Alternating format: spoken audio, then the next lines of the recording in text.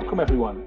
My name is Adrian Winkles. I'm the BCS Cybercrime Forensics Chair and also the chapter leader for OWASP Cambridge.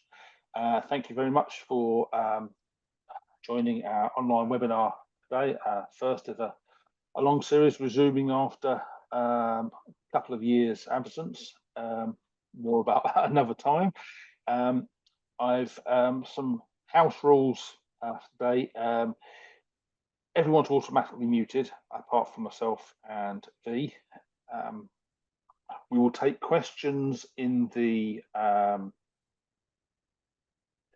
chat window, and most of the questions will probably leave to the end for the Q&A, unless V sees a question in particular that's relevant as she's talking. She may or may not choose to answer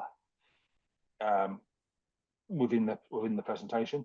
I will now formally welcome Veronica Schmidt, or V Schmidt, who is the OWASP secure logging project leader, is an academic from Noroff University and PhD student to boot, from Norway. And over to you, V. Thank you very much. Good afternoon, everyone. Thank you very well. Good evening, because we're a little bit, time zones are hard. So I had to ask Adrian to send me the one because I can never remember, is it ahead or behind the UK now that we're in Norway? So I'm very fortunate to be here today to talk to you about two topics that I'm very, very passionate about. One being forensics, which I did for a good most of my lifetime, so over 16 years. I just look young because I'm short, but I've been doing this for a while. But also my latest passion project, logging. And now there's a joke in the industry that if you say bad logs 3 times, B will arrive and she'll come fix it for you. That seems easier than it is, because the more that I research, the more that I realize that I have bitten off a little bit too much to chew. So today I'm going to talk about my perceptions on logging, some information from my research, and I'm going to present kind of my hypothesis on how do we move forward to actually start implementing better logs. But firstly, just a little bit about myself. Only my mom calls me Veronica, and generally means I've done something I shouldn't have done and I'm in trouble, so please feel free to just call me V. I am known as the logging genie. No, this is not because I'm short. This is a name that's been given to me, but I've done DFIR for a good portion of my life. I'm also currently trying to get the OWASP project going for secure logging benchmarking, which is part of my PhD, which effectively is how do we even identify what quality our logs are. I'm also currently the program lead for both digital forensics and incident response at Noroff University College. More so, I like to buy medical devices, hack them, fix them, and check out their logs. That is literally my whole life. Why? Because I have a medical device keeping me alive, and I sure want to know that these things are safe. So that's me in a nutshell. If you meet me, don't be surprised. I'm absolutely 5 foot nothing, but I am a firecracker with a massive personality. So, are we ready to get into some logs? We all know RTFM. Read the freaking manual. I was told that I can't swear, so we're gonna remain speaking nicely. Well, I say read the freaking logs. I can tell you from an examiner perspective, I will always go to your logs when an incident or forensics investigation is kicking off. But more so as a pen tester or someone that looks into devices and systems, the first place that I will go look is the logs. But when I ask developers, when do you read your logs? It's often, well, when we need to debug, when something has gone wrong. But they are not familiar with the concept of what goes into the logs, nor is security for that matter. So the fact remains, we are not reading our logs enough, but attackers are. So the whole concept today is know thy evil. So I want to touch on the Locard principle. I assume there is some forensic folks in the audience and you know all about it, but it is the cornerstone of what we do in digital forensics, where we believe that when two things come into connection, trace evidence is left behind. Now, in the physical world, these are things like fibers, fingerprints, hair, those kind of things. But in the digital world, we assume these things are naturally occurring. Now, I can tell you, in being doing digital forensics and incident response for 16 years, there is a core theme at an incident response, which is I wish I had this in the logs, or I wish I had better logs, or in fact, I wish I had any logs. And that kind of led to my research, which is, do we even know what a forensic ready log is? Do we even know what should be logged to assist us in incident response and digital forensics, and even assist developers in debugging their logs and code? And one thing that I've found is that we're assuming the Locard principle exists, but in a distributed system of systems, this is something we have to build in. My PhD focuses on basically the reverse Locard principle, which is engineering evidence in terms of logging. Now, just to preface before I start, this focuses on medical devices. However, today's talk will be looking at the higher level. So how does it apply in general to different systems? So whilst it is built for a regulated industry, it is not something that isn't easily translatable into other areas such as applications, such as IoT devices, or even cloud solutions. I find it very interesting that we have logs in organizations, and if we look at who is the kind of user of logs or the end user that kind of digests the information, there's a variety of people that come out of the woodwork. Now, having done some work with a lot of development teams and different organizations, I always say, well, who is the end user or consumer of your logs? And one of the things that's quite obvious is that it is security. However, we have things like compliance that also is an end user of the logs. We have things like quality when we are measuring things, or system reliability. So the paradox of logs is that everyone wants access to it. However, it's only the development team that decides ultimately what goes into a log. It is not the security team, it's not the forensics team, it's not the incident response team. That single power is held by developers. Now, logs are there to capture things that have taken place, a sequence of events or consequences of events taking place. However, when we review these things as they stand today, often we have large gaps. And I, as part of my PhD research, wanted to find out why, when I'm looking at logs, do I see insufficient logging for security perspectives? Are we simply not introducing security early enough? Are we just trying to kind of assume that, naturally there will be things that we can look at? And what I did realize is when we are setting requirements right in the beginning at the conceptualization and design of any system or device or code, security is not there with requirements. I looked at about 10 organizations and said to them, can you send me your software requirements or system requirements for logging? And most of them at a high level would say the system shall log. Nothing defines the structure of the log, what goes in the log, what doesn't go into a log. And I started to realize that we are not developing logging with purpose.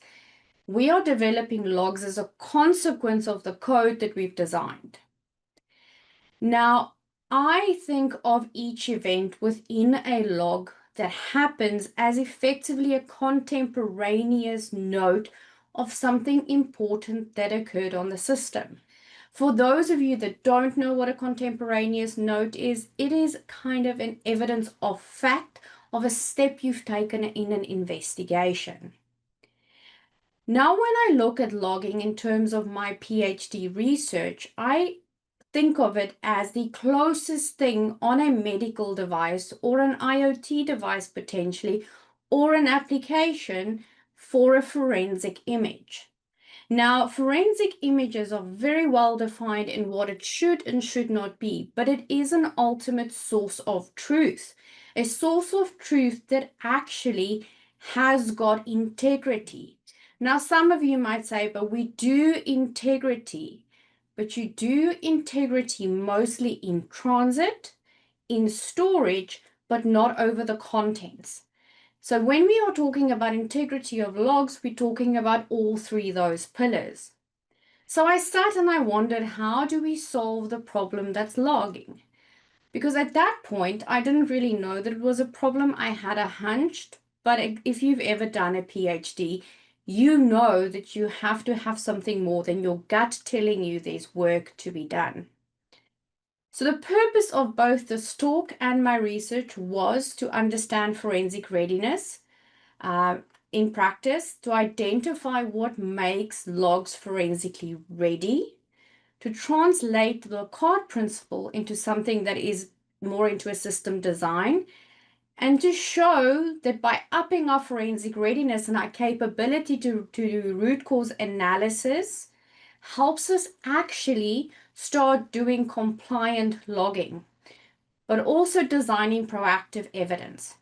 Now, this kind of shifts the narrative completely where we have logging as a byproduct of code. Now we are writing code intentionally to build better logs. So every PhD starts with the most boring part, and that's not the proposal. That was quite the nice part of it, but it was going and looking at every piece of literature I could physically get my hands on. Now I've put a few papers down here for you to view. I'm not going to spend excessive amounts of time on it because it is boring. But what I did learn was some key theme elements. Developers or software engineers want more context in logs. They don't know how to get there because there is a divide or a gap between what security wants and what the engineers think security want. Now, security and forensics will 100% say we need the context in the logs to help us with our investigations. But then you have the opposing problem where complaints are made because there's too much in the logs. So we've got verbosity, but it doesn't really give us information. So quantity over quality. But on the opposing side, we often have insufficient logs. So logs that aren't enough. Now we have to acknowledge that we do get things that are resource constrained. Obviously can't do robust logging on that, can't do a bunch of requirements on them. We might also have data costs that influence this. Another thing is that a lot of the key literature points to the fact that logs are designed for debugging purposes. They're not designed for us to do incident response, early detection, nor are they designed for us to do root cause analysis in digital forensics. It's kind of like we're given the logs and we have to make do with what is there. When looking at kind of what is the recommendations for going into logs, how do we design it? OWASP has got some great guidances, but also not to the point that it's at a high level enough that it's applicable to everything. But often it starts in the design process, in the conceptualization process where we look at what we're going to build. We don't have a lot of requirements around logging. Often this will affect the implementation. What do I mean? Often logs are the final thing that's looked at when we are doing development work. And that is not enough time to build in the appropriate breadcrumbs for us to do root cause analysis. But I think the most important thing that I took away was the fact that there was a huge knowledge gap between security and development. Security was not understanding what development was doing and what development needed from them. Security was also not transferring that knowledge to development, and vice versa. So we are still failing at fundamentally integrating security in terms of observability more early on in terms of our pipeline. So this was the key literature that kind of set the whole foundation for my research. So what I did was I did a survey. Now, if you're a PhD student, I do not recommend surveys. It's quite a pain to get anyone to fill it out. And we don't even say developers do not like surveys. I managed to get 146 developers to respond to my survey. Might I add, the mistake on my part was having like 40 odd questions because I wanted to know it all. But it spanned across 4 continents. And I wanted to understand, is this still a problem? And this survey was done in 2024. So all of my literature was fairly old. So my question to myself was, is this a problem or is this something that has been dealt with? Now, logging, as part of the culture side of the survey, we saw that developers were developing the logs specifically for their purposes, and things like readability, ease of use, doing debugging was what featured prominently. Ironically enough, the security control side of things featured fairly low. Developers knew that they had to do it, but they didn't really know how to do it and what to do with it. In this, we also identified that there's a big training gap and a lot of inconsistent standards around what should be logged, how we should log it, and at a minimum, what is a good log.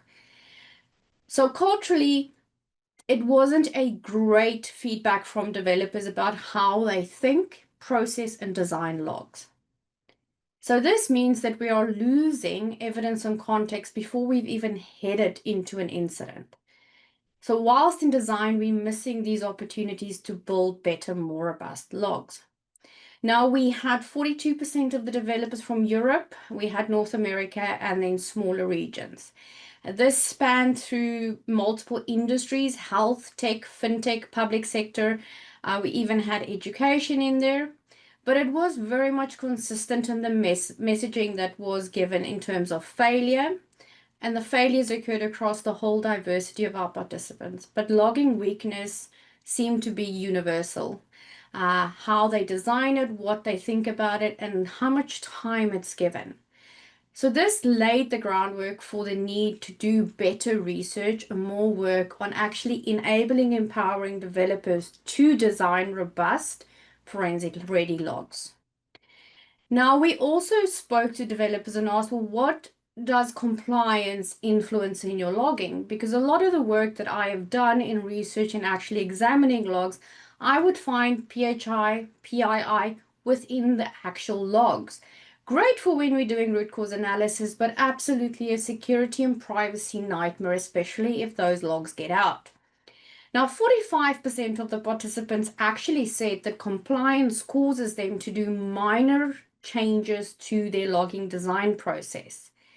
30% said they made significant changes. Those two are good. That means we are seeing an awareness that compliance plays a role in what we put into our logs. However, 25% in total, if we group these last two together, either had no impact or are even unsure if it played a role in their design of logs. So this led us, down the pathway that perhaps there is an education gap where developers do not know that compliance and privacy should play a role in the data they keep logged. Now, 64% of the developers from our survey indicated that they've never been trained in logging practices, how to do secure logging, or how to be even compliant within logs. So this meant that developers were reusing old mechanisms of building logs and just reuse of tribal knowledge. So kind of copy-paste development for how logs should be done, which means that there isn't really any thought about how to do logging securely. It also features that security is not asked what requirements they have of the logs. What do they need to do detection? What do they need to do investigations? The overall culture that came through was we log what we need now. There isn't really thought of what we future looking might need. An example of this is when we're building hardware. That hardware will age with the software. And if we don't build in the future capabilities for storage, for example, we will get to a point where the hardware ceases to be able to support the software or the logging. So in terms of what we are designing, we need to anticipate future needs as well. So when asked what is the design priorities that they might have, we found that 79% valued readability over security, like using logs for security control or detection. This means that developers are designing for their purposes. 39% didn't consider compliance as a design priority at all. So what we find here is that convenience is what wins out in the design of logs currently. Now I'm going to give you the bad news first, and then we'll circle through to something better now. Now, 33% of the developers in our survey actually encountered credentials, tokens, PII in logs. I have not reviewed a log that didn't have a JWT token in. 9 times out of 10, that JWT token is actually valid and doesn't expire. So these are the kinds of things that we are seeing in logs, but then we are seeing personal identifiable information such as client addresses, client phone numbers, identifying numbers. And these things kind of violate a variety of regulations that we have that protect our users' privacies. Now, the common weakness enumeration 532 talks about the insertion of sensitive info into the log, which means that often these leaks are detected by attackers first and not organizations. Stephen, I will come to your question now. So what we are finding is that whilst this data exists, we assume that logs are safe and no one will ever read it.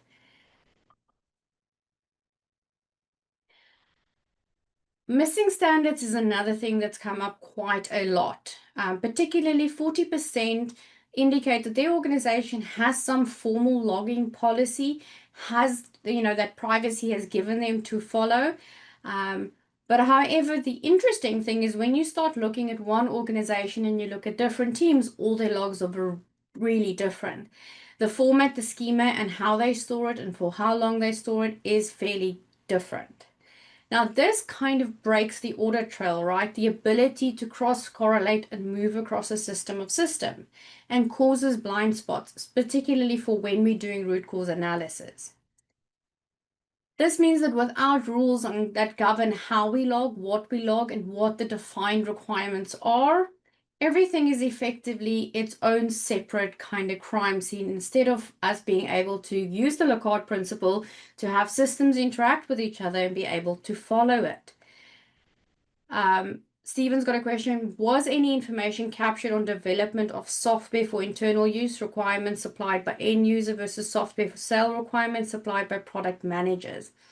The interesting thing here is that often the external requirements is the one that's been captured and the most important one. It hasn't been kind of the internal requirements. So the teams are developing in terms of what the client wants or the product manager wants, because that is the kind of most important thing, because otherwise we do not go to market. But there are internal users that also use the logs, but those are often not captured. Does that answer your question, Stephen? Hopefully. So when we talk about common weakness enumeration, these are things we know are vulnerable. These are weaknesses that we know we shouldn't be building in. Our survey found that all of the ones that you can see on screen currently are still being encountered, are still being built unknowingly into software, especially insufficient logging, which keeps featuring on the OWASP top 10. It's been there since 2021 and it is still there on every top 10, which means that we know it's a problem, but we are still not able to account for having good logs. Now, the reality of what the survey showed us is that logging is actually not part of secure coding education. We teach all these wonderful security things, but observability seems to be something that's left for once we've been to market. Now, I always say we need to actually empower developers to understand why observability is important for security. OWASP has got a great amount of kind of games to do that. I'm a fan of playing OWASP Cornucopia with development teams, but looking at the logging. When you identify an attack, to examine whether or not we can actually find that within the logs. Your most evil attackers that will pull a system apart is still your developers. I challenge every security person to tell me otherwise, but play tabletops, dissect the system, and then ask yourself, are we actually logging appropriately? Teams see logs as part of maintenance, not as an assurance policy against attacks or an early detection mechanism. They see it for something that they need to figure out why their code is not working. Now, compliance becomes very important once we have suffered a data breach. There is absolutely no shared language between devs, ops, and forensics. What I mean about insufficient logging is a common weakness. It's not a vulnerability, it's a common weakness. So it's a CWE. It's something that we are still encountering. And it's not the fact that there isn't logs, it's the fact that the correct logs are not built in. They're often filled with information with little to no context. So that is what I mean with insufficient logging being a common weakness we are building in. Okay, the forensic readiness principle. I went and I looked at a bunch of models. Save yourself the time. There's over 30 academic models that talk about forensic readiness. Now, this is specifically introduced to look at how ready an organization is to deal with incidents or to deal with things that take place. Now, this talks about what to record, how to preserve, and how to prove integrity. But it all refers to this, you should have robust logging. And the questioning here is, well, do we have robust logging at all? So the forensic readiness principle kind of measures how ready you are to have evidence available for us to do root cause analysis. Now, there's quite a lot of models. I'm not going to spend a lot of time on this, but a lot of them don't even talk about what is a good log. It talks about how to preserve them. It talks about having, audit trails and safety critical systems. It talks about traceability, but it all assumes we have logs. It doesn't elaborate from the perspective of a developer what a good log might be. So we have what is defined as readiness, and then we have what is my proposal of having organizations do at least 5 minimum things together. So these are design input requirements, part of my forensic readiness model that I'm designing as part of my PhD. And these are things that all organizations can do regardless of the system they're building. Now, the software engineers on here might say, well, what does the implementation look like? What does the guide look like? That, unfortunately, you will have to wait until my paper comes out because it's all detailed in there. Everything from my PhD, once published, will be made available on the OWASP project. But it talks about things like having a defined schema. And now this seems like a very silly one. When I have implemented this in organizations, they all go, but we do. And then when you open the logs, we have a defined schema, 3 different schemas in one log. It's important to define that out. It helps us with the ingestion of the logs post-market, but it also helps us anticipate what passes we might need. The last thing you want during an incident response is for your team that has to do log analysis to write infinite passes. Log shall have a defined date and time. Date and time is very hard. One of the things that I've noticed is we don't take cross-border into acknowledgement when it comes to logs. We might set our systems to run on UTC, but we ingest a console log from a mobile application. Generally, those console logs are actually in the system time from where it comes. It's not in UTC, so it's not going to be one-to-one ratios. We also have devices that don't have a defined date and time, which is within this will be their defined date and time. Logs shall have the ability to correlate between systems, and this is where the Locard principle comes in. Often we build these things separately without having something like a correlation ID or a session ID or help to show us where the next interaction will be, where the next piece of evidence would be. If we think medical devices that starts with an implant, that is very low energy, we might not have sufficient evidence on there, but that might be able to point us to the programmer that it connects to or a mobile application that it connects to that might have more evidence. And probably the one that is kind of my favorite one. So is logs shall have an integrity mechanism. This talks about, can we turn logs into the equivalent of a forensic image where we have the ability to actually have some data signing and hashing that allows us to determine when they are tampered with so that they become a quality source. Espen makes a good point. A lot of the time, date and time is very hard to use.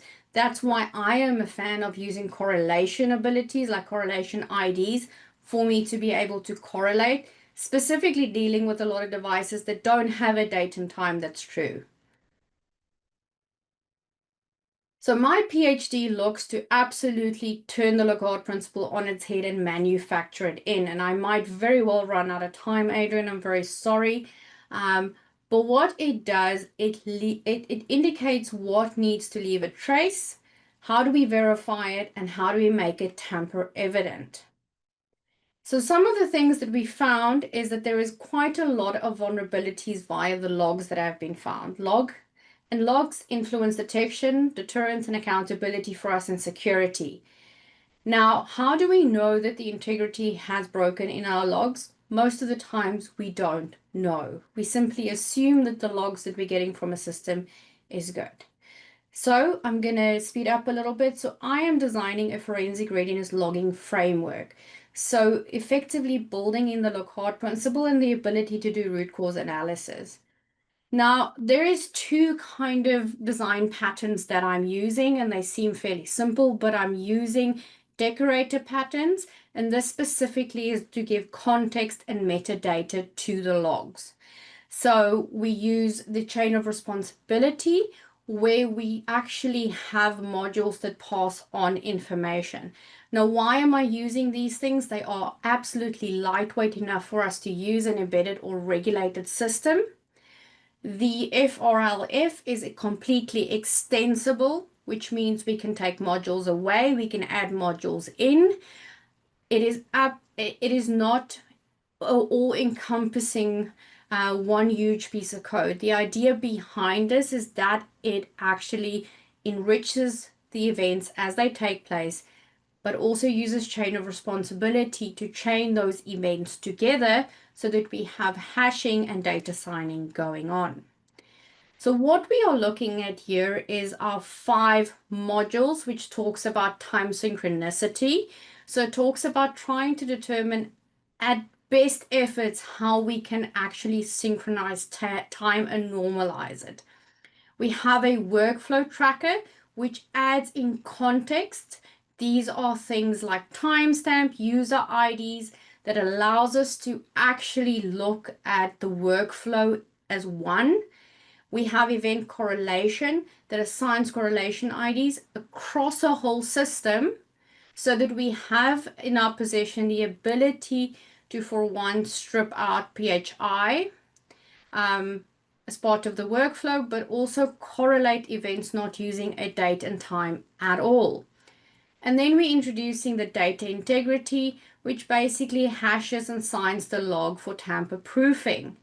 And the idea here is to have this done so that we are able to see that logs have been tampered with.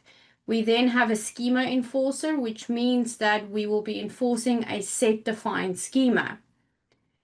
So this is kind of the modular subsystem that I am busy designing. It's not finished yet. This is only a proof of concept. So it will be using the decorator mod and design patterns and chain of responsibility specifically to enrich and do integrity. So let's look at the chain of responsibility. This allows us to perform application level crypto functions, right? This is where every event has got a hash that is appended with the next one. This allows us to validate the messages as well as the schema to make sure that our chain of custody is complete throughout our whole log. This persists throughout the logging system. And what is nice about this and what the initial kind of testing has shown is that we are able to, once they are tampered with, identify where the tampering started. It's more complicated now to alter logs. The idea is not to make it impossible, but simply more detectable for us to find. Now, there are systems where this is not possible at all, just by the fact that it's low energy and doesn't have the crypto capabilities. And for that, we are simply suggesting having a mechanism where before the log is sent up, it is data signed and hashed, and that hash is checked when the log comes in. But that is a whole different presentation for looking at devices with low energy.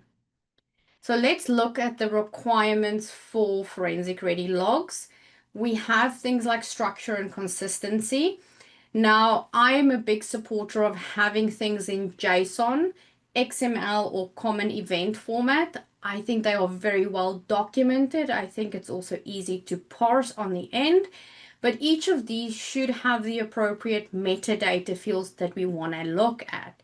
Now, these are things like timestamps, an event ID perhaps, the process that initiated it, what the outcome is, and the context behind it.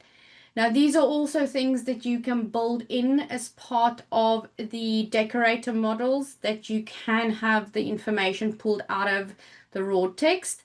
This kind of prevents what we call schema chaos, where we have logs all in different formats because they're not defined, they don't have the same field, and we have massive inconsistencies. This focuses a lot about implementing standardization across an organization and across vendors. This specific one is enforced by the schema enforcer module that will put this into a machine readable format that can be ingested. I have quite a few of those. I didn't think it would be good to go through them tonight, but I have written up quite a few for different purposes. The other thing is having security relevant event coverage. So looking at what is the big things that happen within the workflow that security might actually care about. These are things like authentication, access, configuration, when privileged systems are accessed. And this includes the successes and the failures, but it is about defining what your workflow looks like and sitting with security and understanding from their perspective what they want to have in there. But this looks to address the insufficient logging, because the insufficient logging is most definitely more affecting security than it is development. But this is looking from an intrusion detection and investigation purpose. How can we actually build better logs? So this requirement kind of covers that. What is the workflows that security is most interested in? And then context and workflow. This is where we look at what our normal is. There is a saying in incident response, know your normal to know your abnormal, but we first need to know what our system is logging. So this is about understanding that if you, for example, have an authentication protocol that takes place, the following log entries are actually triggered. It's also understanding that you want to capture session IDs, workflow identifiers, and user roles. particularly around what is happening on the system.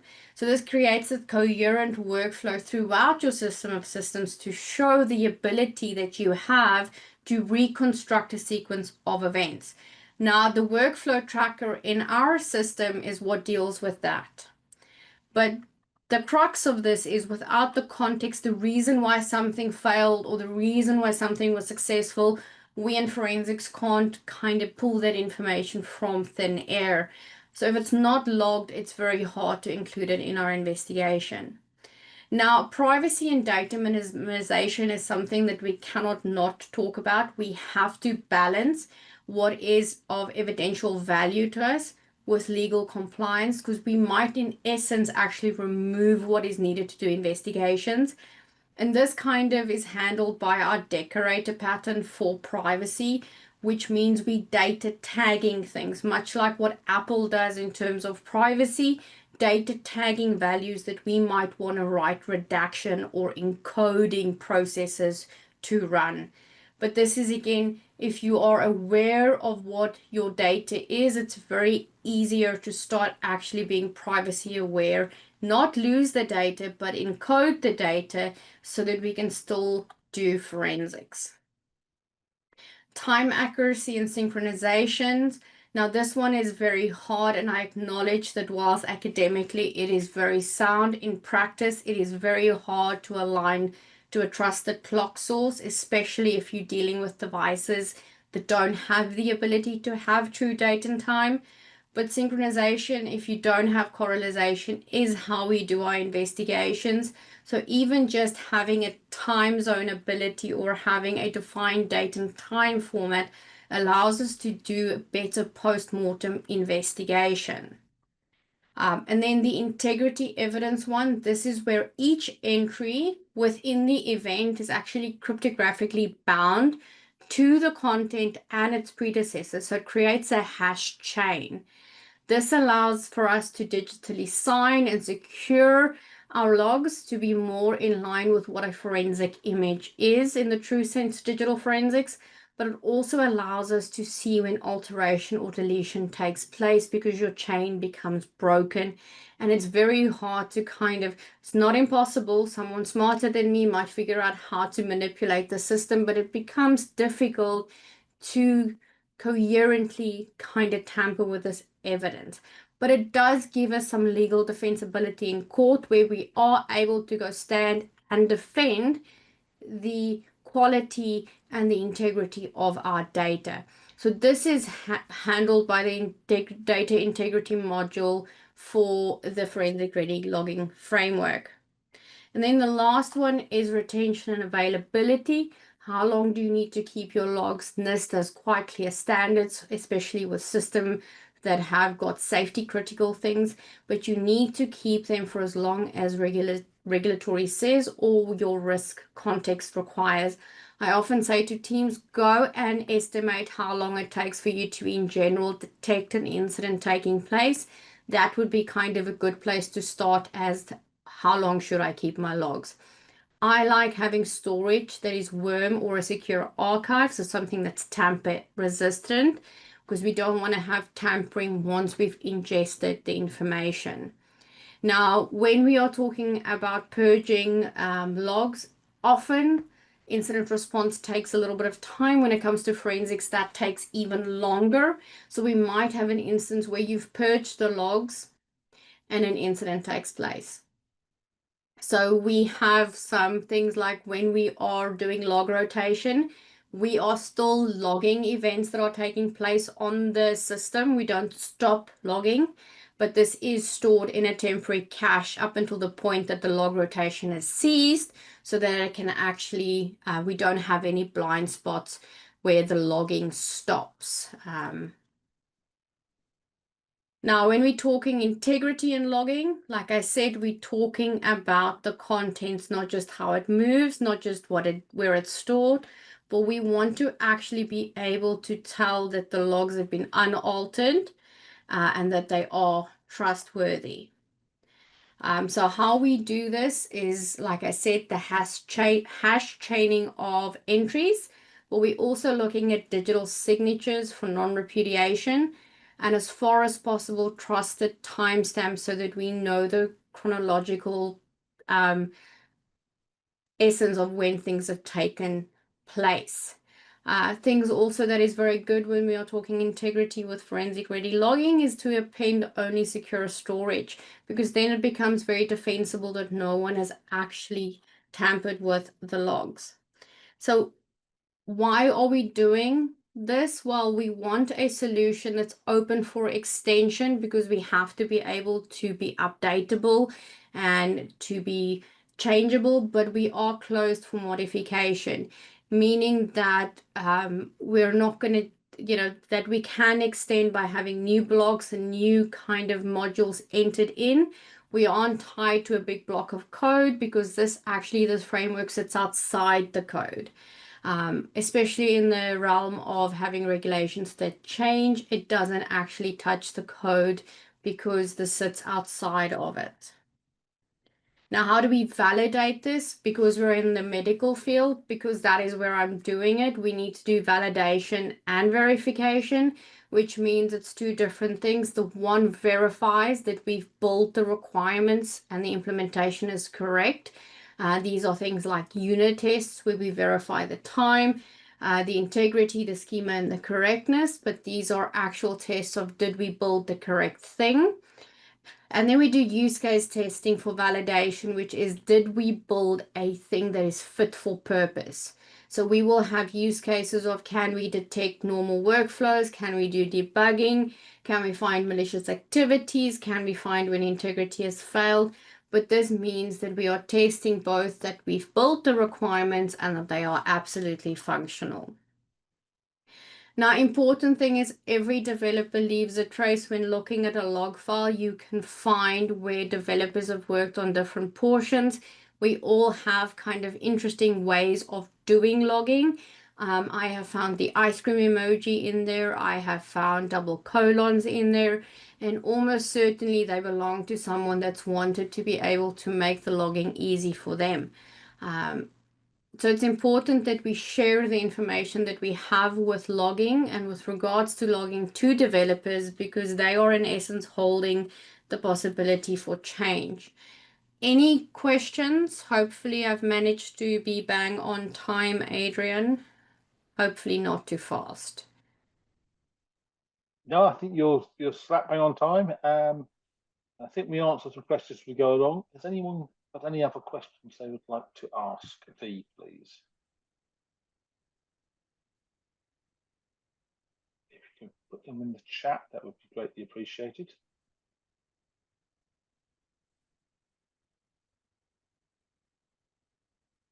Eric's made a comment, very intense and sensible. And Expen has got a comment. Oh, there is an interesting one here that we're gonna. Espen's asked, given that current logging isn't on the whole forensic ready, is it misguided to describe them as evidence in strictly legal sense rather than statements? So I think the important thing here is, and I haven't seen this tested a lot. When we go to court, for example, with forensic evidence, the other side will always try and discredit it. And it becomes very difficult then to defend logs that aren't secure or logs off a device. It becomes very difficult. I wouldn't go take something like that to court. However, it has been taken to court more than once in terms of medical devices where claims have been made that a device failed, for example. So it all kind of is evidence. And sometimes that's the only evidence. In the UK, I know there's some law that's been passed recognizing logs as evidence for court purposes. I will see if I can find the link and give it to Adrian to just disseminate to the group. I do think there is merit in incident response in having logs. I do question whether or not they tampered with always. Bob W has a question. As an intruder, I would like to turn logging off, please. As a forensicator, your request is denied. But as an attacker, I do agree with you, because especially it's like some of the things that I've found, I'm going to say this and it's on recording. Windows does some things right. The security event log that logs when you've cleared something or when you've changed something is immensely useful to forensics, but it drives an attacker wild. Now, there's been ways to kind of circumvent that. But one of the things that we actually designed into an IoT device, its ability to keep logging. So you do something, it'll log. If you tamper with the log, it logs. It just gives us the indication that we can no longer trust this log file. We have another question from WTC. As a dev, how do I compromise between good logging and costs? Those 5 requirements that I gave you in the beginning, only those 5. If you can implement those 5, it already puts you in a way towards better logs than exists today. Just because we don't have defined design input requirements. Now, that's a very waterfall way of thinking of it. I know Agile, we move a little bit faster, but doing those 5 things as a standard in the organization already improves the quality. But like I said, there might be an instance where you have to get better with your logging because of cost saving for the amount of data you store. Bob W has another question. As a manager, I would like to turn it off or reduce it as the log files might take up too much space. Well, Bob, I think you might have a friend that might be looking to do a free pen test on your system. So if for those that wanted to turn logging off as an attacker, there might be a system that is up for grabs. As a man, I understand that there's a cost to logging and there is also a cost to kind of looking through this information. But once it occurs, once you need the logs and they're not there, it's not something you go back in time in a magic school bus and will find. You will find the money to spend on costs once you've been compromised and you don't have logs. So it's better to kind of plan for the inevitability than be caught without any logs because you wanted to save on money for data. But there are things you can do by streamlining your logging, and that would be change logging. Only logging changes to the system, not necessarily logging every successful workflow. Okay, Jonathan H has a question. Given Esther's point, how can you prove the time was correct at the point of logging? So that would be going back into the system and seeing how they define date and time. It is very hard to confirm that it is, but if you've got multiple logs that line up and you have correlation enabled, it becomes a lot easier to do. It's not at this point a forensic science to review logs. It's a hit and miss of whether you're going to be able to align it to your best guess. And often we don't use date and time for this because it's not universally speaking the same language. Raf made a comment. Most important reason for developers to write event into log is to understand if the app is working as expected, and if not, where it's failing. Are you planning to make it to be beneficial to developers? Otherwise, they will resist implementing it. So, Raf, that's a good point. And I actually have made it useful for developers because they want to be able to, during development, find why their code's not working. One of the organizations I worked with, they 46% improved the time that it took for them to find the root cause of debugging by having more structured, standardized, clear logs, especially the correlation ID, has been found to make their job significantly easier. So the return on investment for developers are that the fact that they also do root cause analysis, right? They do in their own kind of in-field investigation, but it's for the purpose of why the software is not working. So if you translate back to what is the ROI for them, the ROI is they'll be able to do debugging much easier, much faster, and therefore save time, which we all know developers don't have a lot of. Eric made a comment that there's no completely reliable log for use in court, and Jonathan H also adds the point there's no completely reliable witness either. Esther made another point for log security, get a teleprinter, as in the cuckoo egg book. the link to Wikipedia. And I think Stephen from IT has done something similar. So Eric is saying, in court, evidence from logs are just one of the components to prove or disprove. Logging is a business and policy decision, not a space decision. I think the interesting thing with, in terms of taking logs, logs are kind of, in a lot of systems, the only evidence we have. And that's why it should be given the respect that it needs. I often feel, and don't take offense to this, that logging is treated like the red-headed, freckled stepchild of the world in terms of software development, where it's there, we should take care of it, but we shouldn't really give it love. I'm kind of voting make logs cool. Let's love it like a child, like we need to nurture and grow up. You will need your logs at some point. And you do not want to stand in front of your execs or security saying, well, I don't have what you're looking for because we didn't build it. So in terms of that, I think logs are becoming more important with NIS2 now that's being implemented around the world. Some places are about 12 hours from detection. You have to start reporting. Well, I want to see you do investigations without any logs. So logs are important, and yeah, I'm semi-obsessed with them. Yeah, Stephen from IT, so the comment on Bob W management, and Raf has said, have you considered log aggregation engines to collect logs real time from devices for order events across distributed systems? It will make log collection easier, but devices will require networking modules, making it more complicated, expensive. So I have looked at that, but there is a caveat to that, right? There's a lot of systems that don't need to go on the network. And if we put them on the network, we open another threat landscape we have to protect on. So there are instances where I'm going to say to you, we're not going to ingest logs because they aren't going to go on a network. But we will be collecting logs intermittently. I think that we're getting to a space where logs will be required to be on most devices, but at the moment there are still quite a lot of IoT devices as well as OT devices that aren't actually networked. And I'm always hesitant to say, we'll just slap a network card on it and get, information from it when it's not needed. So I always say, whilst logging is nice, only log what needs to be logged. Verbose information doesn't help investigation, it slows it down. I suppose it depends. There's also a generic, if they have a generic network interface, which is for management and for information recovery, most devices have a connection to something, but in the OT world, it's usually sort of, it can be a serial link, for example, which is not good for retrieving log information on anyway.